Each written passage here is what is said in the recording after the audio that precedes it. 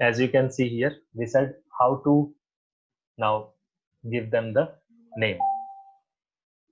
So in this case, as you can see here, this group is in, you can say, anti-position with R. This group is in anti-position with or anti-configuration with R, but cis configuration with R dash. So that is how we are going to name it. We are not going to name it by just saying syn or anti. The name will be with, or the configuration will be given as, with respect to R dash, it is syn, and with respect to R, it is anti, right? So let's see an example to understand it. Say, for example, we have this CH3 double bond N, and here CH2 CH3, right? And then this can have any group here. That group can be anything. Suppose that is, say, OH, right? So if it is OH here, so now if OH and this are on the same side, or this thing will be named as, this group CH3 is actually your methyl group, and this is ethyl group. So with respect to methyl group, it is anti, and with respect to ethyl group, it is syn. So this is how we will name this configuration. And if it is like this, CH3 CH2 C double bond N, and then a OH group here, and here just a CH3. So now if you see, this is your methyl group, this is ethyl group, and this is your group, the group which is connected with the nitrogen. So now this group, with respect to ET, it is anti. So first we write the syn part. So with respect to methyl, it is syn, and with respect to ethyl, it is anti. So this is the special thing which you have to note down here. This is in case of cis and anti.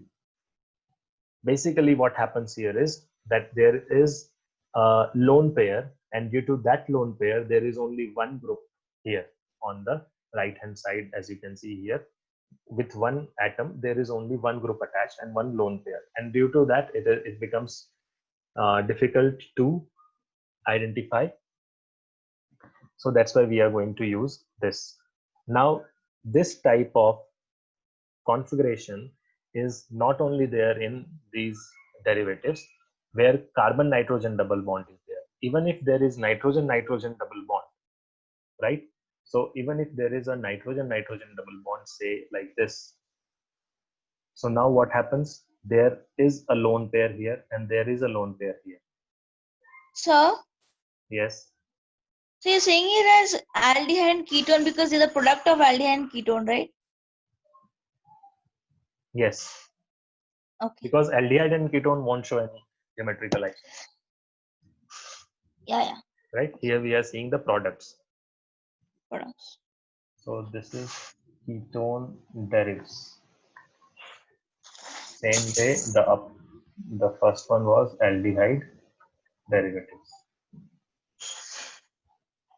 Right? So when it is aldehyde derivative or ketone derivative having nitrogen, carbon nitrogen double bond, in that case we will see this syn and anti. And even in this compound which I have drawn right now, that is, there are And just, double bond. yes, N double bond N. So there also you will find lone pairs. And now it becomes little easy for us. But in this case also, the terminology or the configuration nomenclature which we give them is that in this case we'll give them syn. Just based on the lone pair, I can take this decision. So they are on the same side, so that's why it's syn. And if they are on the opposite side, In terms of lone pair, right? here. Yes. So because the thing is, you need only two of the substituents to be same to define Yeah. whether they are diagonally opposite or on the same side. So here they are diagonally opposite. So because the lone pairs are diagonally opposite, it doesn't matter which group is that, right? The thing is, should be A, and then in this side it can be B as well as A. Same way here, if it is A, here it can be A as well as B. So if they are different, no matter. There are these lone pairs which are same on both the sides, and in this type, obviously the configuration will be given name and type. So that is syn and anti, right? So that is all about syn and anti. Problem is still there. That is what to do if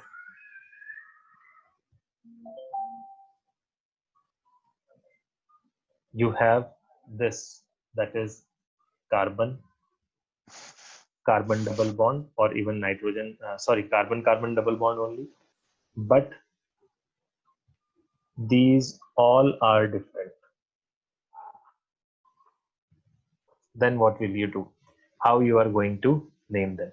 That is, what if all four are different? So in that case, or for such cases, we have the third system, which is called EZ system.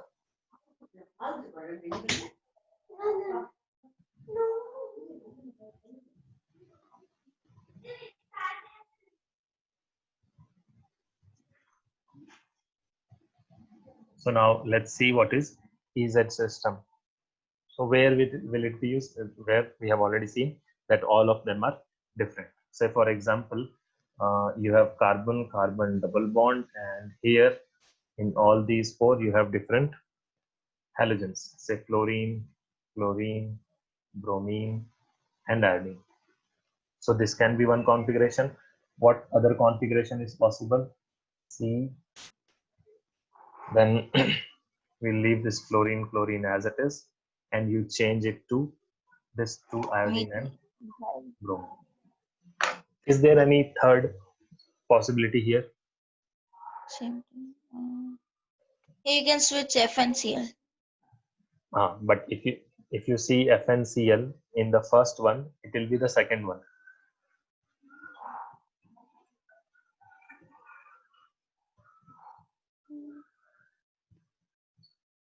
Did you understand? No. If I change if I interchange FnCl in the first structure, Yeah. what will I get? Let me draw that. I'll get, sorry. It will be same as first one. Correct. Correct. So Yeah. only these two are possible. But if we keep Br and I fixed, and then switch F and Cl. Correct. That's what I'm saying. You keep that fixed. You have this Cl here and F here, and here you have the same, that is Br and I. Now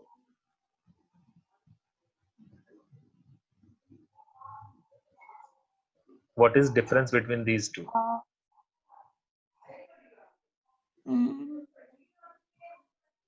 Right, they are same. F and bromine, fluorine and bromine are opposite. Yeah. Fluorine and bromine are opposite. Fluorine and bromine are opposite. Iodine and chlorine are opposite. Iodine and chlorine are opposite. So they are same. Yeah. Right? So there are only these two possibilities, that is the first one and the second one. So now and as we have already understood, we cannot use the first system, that is of cis and trans. We cannot even use the second system, where based on lone pairs we decided, right? So that is not possible. So here this EZ system comes into picture, and this EZ nomenclature was given by three scientists called K.A.H.N. Khan, Ingold, the second scientist, and Prilog, right? So this is also called CIP system or CIP law is something which we are going to use in this particular case. Now, this will be applicable for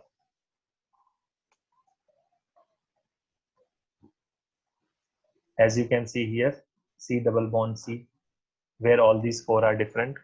This is applicable even in cycloalkane for the same reason,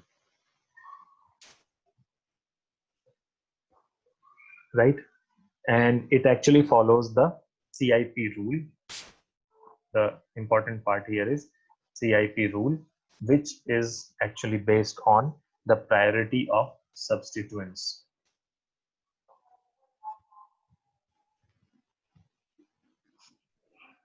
And this is important to understand because in optical isomerism, we'll come back to this rule. So we'll be using this rule there as well. Similar rule there as well. Now, if two high priority attached on same side of restricted atom, then we say that that is Z, else it is E. So it's very straightforward. Whatever is the problem or whatever the tricky part here is in deciding the priority. Otherwise, once priority is decided, it is very straightforward. That is, if two high priority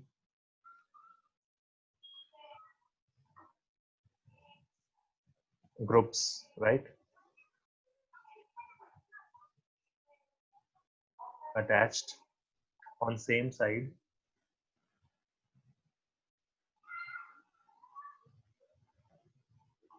of restricted atom,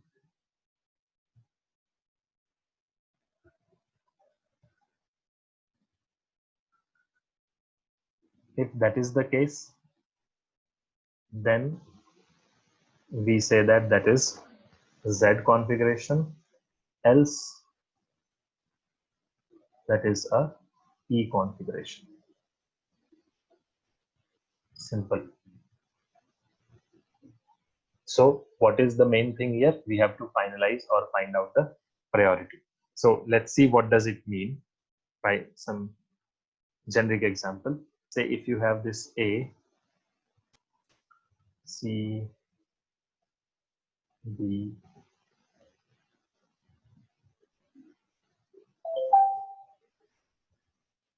so all four are different, right? And now say in the first case, if priority of A is given greater than B, that first case means the first atom, that is carbon, first carbon. For this, the two attached atoms are what? A and B. So that is, and suppose if A's priority is greater than B, and on this side, suppose if C's priority is greater than D, then we see that the higher priority one, that is A and C, are on the same side. So they are on the same side. That's why the name which will be given to this is Z. So it belongs to Z configuration, right? And if it is, if they are on the opposite side, that is, suppose it is having the same priority and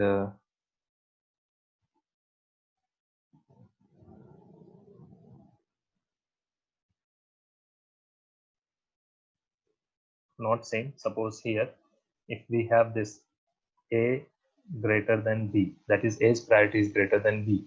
So on the left hand side, the higher priority is here. And here, suppose D priority is greater than C, that is D is having higher priority. So what do we see here? The high priority are on the opposite side.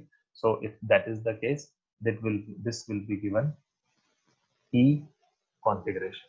So this belongs to E configuration. The first one belongs to Z configuration. So what do we have to do here? We have to find out the priority. So that is the main thing. Now, one thing is important. This priority is based on atomic number, not on the size. So that is very important, that the priority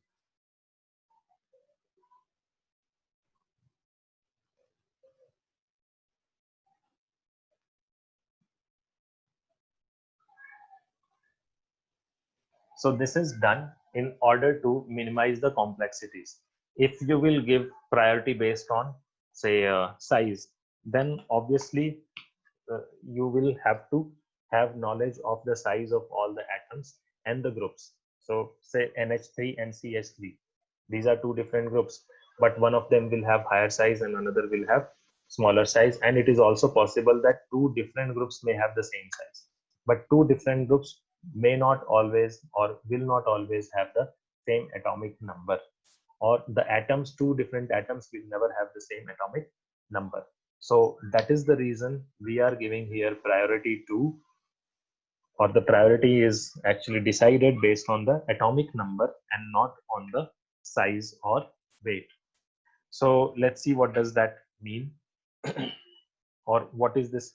For breaking this priority or to finalize this priority, the rule which is used is called CIP rule, based on those three scientists.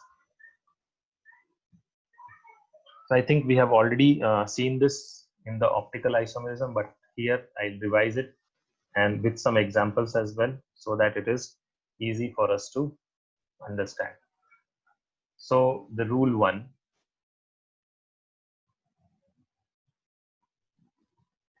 what do we have to do here is see the atom directly attached to the atom at restricted site, and higher the atomic number, higher the priority.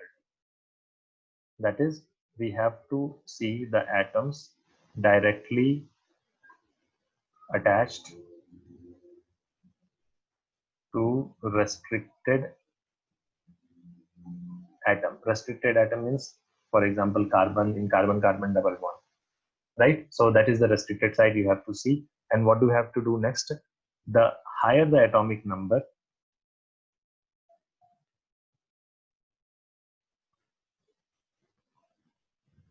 right, higher the priority.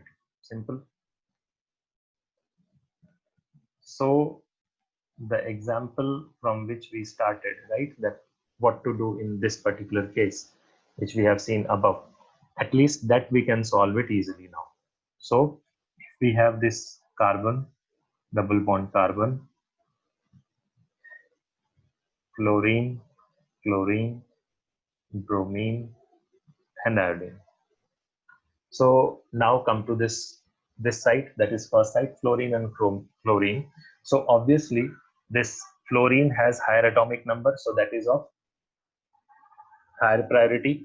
And out of bromine and iodine, iodine is of greater atomic number. So directly attached to the carbon is iodine, chlorine, fluorine, and bromine. We see their atomic number. They have to be different because they are different. If they are not different, we will not be considering EZ system. EZ system will come into picture only if they all are different. So now, as you can see, they are on the same side. So this belongs to Z configuration. Clear? So that is the rule 1, and with application we have seen. Now see other cases as well, some other examples as well. Say we have C double bond C, we have a bromine here, we have CH2, CH2, CH2, CH3, and on this side we have a CH3, on this side we have a ammonia. Now can you tell me whether it is E or Z?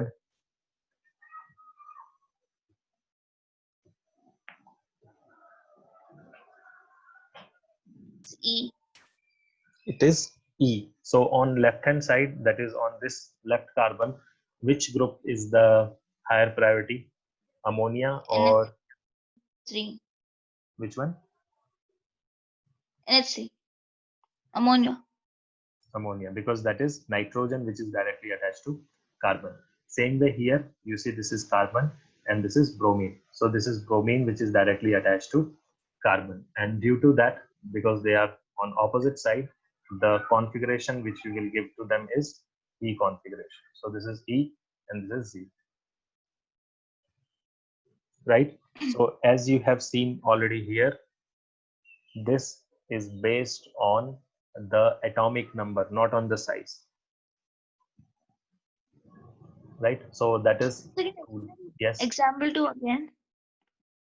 See, this is carbon on the left hand side. This is carbon and this is nitrogen. Carbon's atomic number is 12. 12 is atomic number or weight? Number. Atomic number 6. 6, right? Yeah, 6. and nitrogen is 7, 7. right? So this atomic number is 6, this atomic number is 7. The atom which is directly attached to the restricted side is carbon and nitrogen, right? Yeah. So obviously 7 is the higher priority. Then comes bromine and carbon. Carbon is again 6. Bromine is, you see here, fluorine, chlorine, bromine, and then iodine. So bromine is here and carbon is somewhere over here, Yeah. right? So bromine's atomic number is more than carbon. So Yeah. this is the higher priority and this is the higher priority, and they are on the opposite side. They are not on the same side. They are diagonally opposite. So that's why the name given to them is E. Okay. Thank you. Right? Okay. Let's move to rule 2. Actually, the situation may be such that groups are different, but atoms are same. The atoms which are directly attached are same. Same. So that's why we have this second rule, which says if the priority is not clear by the first directly attached atom,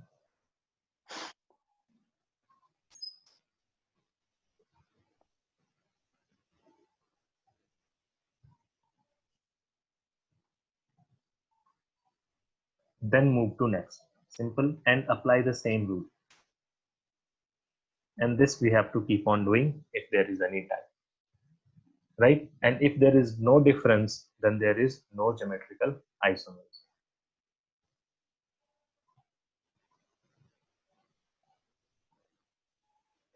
Okay. Obviously, that means if the atoms are same, that means the groups are also same. That means there is no geometrical isomerism. So let's see the example clarifying this as well. Suppose here you have C double bond C. These 4 groups are there. Suppose this is OH. And here you have O CH3. And on this side you have CH2 CH3. And here you have just CH3.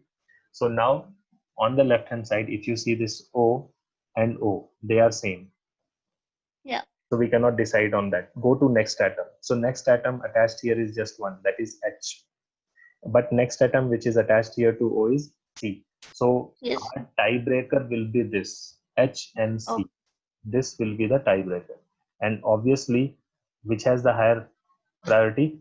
Carbon over C. hydrogen, right? Now on the second, on the right hand side, you have C and C. No. Then you see H. the next here is H, but here the next is C, and that you have to understand. So Okay. this is C, H, H, C, H, H, H, but here it is just C, H, H, H. So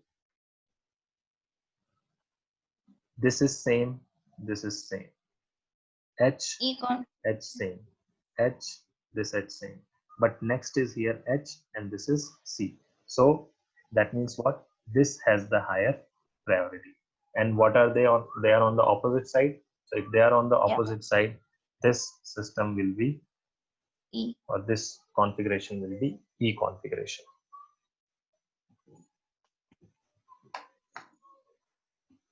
Right? So that's how we find whether we are going to use E configuration or Z configuration. Just one more example for this, where we'll see one more If the rule second of, is same, then then you move to third, right? Yes, Okay. right. So you have to keep on moving like that. Let's see the next one, that is, or the next rule here.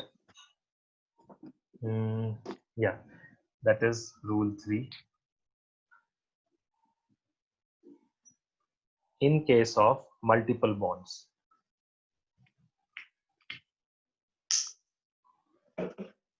So we are not talking about carbon-carbon multiple bond. We are talking about the multiple bonds in those 4 groups, right? In case of multiple bonds Yeah. in the groups, right? Those 4 groups. We are talking about these 4 groups. If that is the case, then what do we have to do? Or let's see an example to understand it better. So you have C, double bond C, and these 4 groups. The 4 groups are here. Suppose I'll give you an example where we have double bond in almost all of the groups. C, triple bond, CH, and suppose here there is an aldehyde. Here, suppose you have an acid.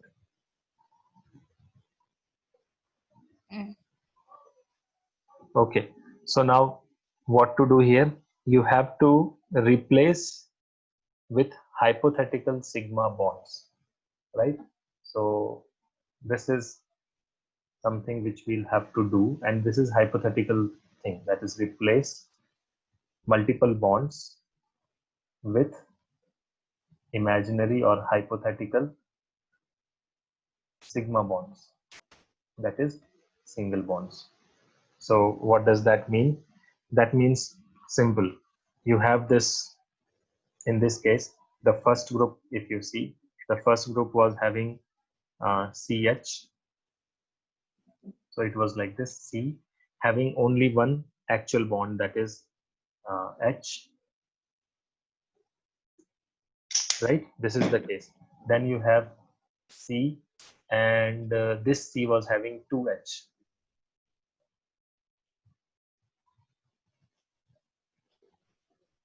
Right? So we have to now, there was a double bond. Now remove that double bond and replace it with imaginary sigma bonds. So what does that mean? This sigma bond with carbon. Here also a sigma bond with carbon. So make it very clear what we are replacing it with. This was the thing, right? There is a carbon here as well, and there is a triple bond. So originally it is like this, right? Now we have removed 2 bonds. Because I have removed 2 bonds, so what I'll have to do is I'll have to imagine 2 sigma bonds. So these are my 2 sigma bonds. Here I have removed 2 bonds, so here also 2 sigma bonds. Now I think you will be able The to. drawing is with carbon, Yes, sigma bonds with carbon. yes. That is to maintain, you can say, consistency everywhere. You can replace it with hydrogen if you want, but problem with hydrogen is that hydrogen may be one of the real substituents there, as you can see in this example as well. So we replace it with carbon itself, I mean carbon-carbon sigma bond, because the bond which we have broken is actually carbon-carbon double bond or carbon-carbon triple bond. Right? So now I think in these 2 cases, it will be easy for us to break the tie. Yeah. Right? So which one is having higher precedence? So if you consider this, carbon-carbon are same. Here the second thing is hydrogen, but here the second is carbon. So that's why this has the higher precedence. I hope you understood. And same way, if we go to the second or the right hand side, here we have What do we have? Carbon double bond oxygen. Okay, now see here. This was double bond oxygen. So there is single bond oxygen, and now we are going to replace it with single bond oxygen, because the bond which we are replacing with was a carbon oxygen double bond. Here the bond which we were replacing was carbon carbon double bond. So that's why this carbon carbon double bond, instead of that we had two bonds here. Now same thing here. Here you had C double bond OOH. Right? Yes. So there is O here, there is O here, and H here. So now what we are going to do here? Replace One this, more. and this is O. So obviously these two O's, they balance these two O's, and next is this O, and due to this O, right? This O and this H, this is the tiebreaker. These are different, and O will have the higher precedence or higher priority. So now both these higher priority on the same side, and because they are on the same side, that's why this will be called, or this will be given, Z configuration. Z. Right? So this is little tricky, right? So just take care of that, how to do this. And you can actually, instead of doing this, this is how we do it, but by practice you will come to know that, okay, there is a carbon hydrogen here, and there is carbon carbon here. There is a bond with carbon hydrogen here. In this case, here there is carbon hydrogen, and here there is carbon carbon. So obviously this will be of higher precedence. So this will be high. Yeah. You can go ahead and break the bonds and all, but ultimately you get the same result. Now come to this part. C double bond O, C double bond O, same. So what is the problem next here? The next here is oxygen, and here hydrogen. So this will be of higher priority. So the rule says, yes, you have, in case of multiple bond, you break or replace that with multiple sigma bonds, but you can actually do this just like this we have done here. If there are multiple bonds, just in your imagination also you can imagine, instead of drawing all these sigma bonds by hand.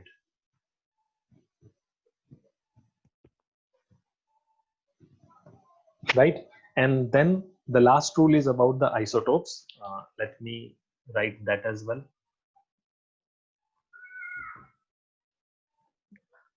So this rule 4 is about isotopes. If there are isotopes, so isotopes have same atomic number.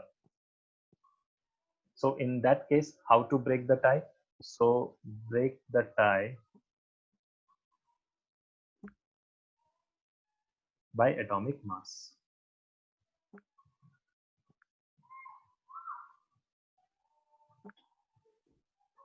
Again, we have to identify the priority, and let's see an example quickly.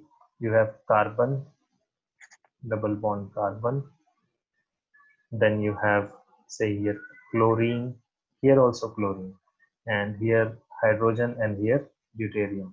And in the second case you have chlorine, bromine, CH3, CH3. Problem is, or difference is, that this is chlorine 35 and this is chlorine 37.